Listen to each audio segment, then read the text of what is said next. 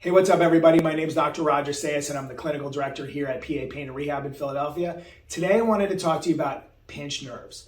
Now, a pinched nerve is really something that we see a lot of.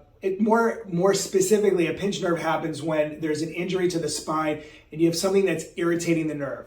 Could be pinching the nerve, but there's usually after a car accident or a lifting injury, you can injure the discs, you can injure the spine, and it can irritate a nerve, and you can develop symptoms that go down into your arm or go down into your legs. We see it all the time. So what are some things that you could do at home to determine whether or not you may have a pinched nerve that needs further evaluation?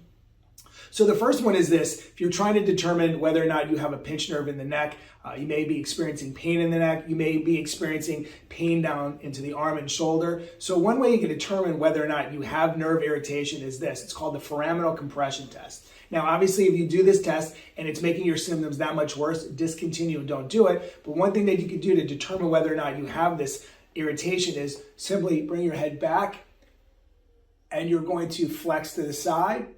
And then you can pull a little bit further and just kind of pump it a little bit. And if that's causing an increase in pain or a pain that goes down into the shoulder and down into the arm, you may have a pinched nerve. This is called the foraminal compression test. You're going to go back into extension. You're going to bend your head to the left or to the right, and you can just gently pull it a little bit further. And if it's causing more pain, you may have irritation to a nerve in the neck.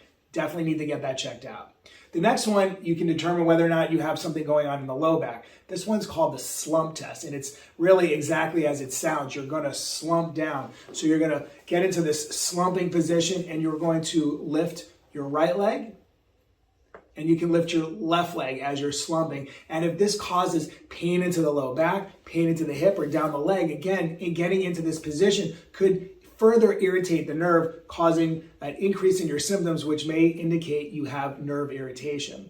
Now, the third test that we do in our office, and something that you could do at home, it's called the straight leg raiser. All right. Obviously, when we do it in the office, we get more information that you're going to get right now. But if you do this test and it increases your pain and causes pain down into your legs, again, you may have what's called a pinched nerve. You're simply just going to lie on your back. You're going to raise your right leg up as high as you can. Some people may only get to here, and it causes an exacerbation of the pain. Again, you're going to raise your leg up as high as you can go. If it causes pain or causes an irritation and causes pain down the leg, you may have a pinched nerve. Now, when we do these tests in the office, we can gain a lot more information. But if you want a quick way to determine whether or not you have something more serious going on that needs further evaluation, you can perform these tests. Again, the foraminal compression, the slump test, and the straight leg raiser, all to determine whether or not you have nerve irritation.